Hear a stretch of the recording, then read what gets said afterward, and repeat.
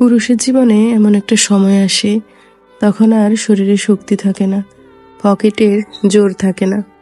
এতদিন যাদেরকে খাওয়াইয়েছিল, যাদের কথায় নাচছিল, তারা কেউ পাশে থাকে না। পাশে থাকে একমাত্র ওই অবলা নারী, তার স্ত্রী, যাকে সে দিনের পর দিন অবহেলা করেছিল। মানুষের কথায় তার উপর মানসিক শারীরিক নির্যাতন করেছিল। পুরুষকে জন্ম দেন একজন নারী, আবার সেই পুরুষের শেষ সময়টায় পাশে থেকে সুন্দর একটা মৃত্যু উপহার দেয় একজন নারী। একজন পুরুষের শারীরিক শক্তি ও পকেটের জোর যতদিন থাকবে, ততদিন সে তার স্ত্রীকে মানুষ মনে করে না।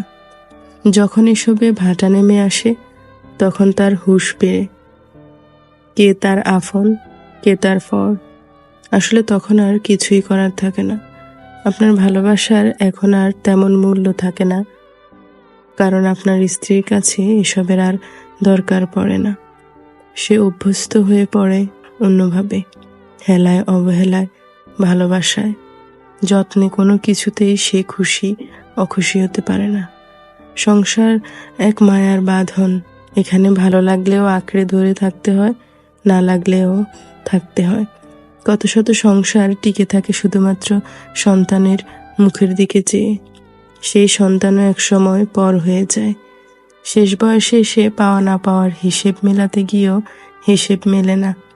সেই অবহেলিত অযাচিত নারী আপনার শেষ বয়সে আপনাকে বাহুডোরে বেঁধে রাখে, বিপদ আপদে, সুখে দুঃখে।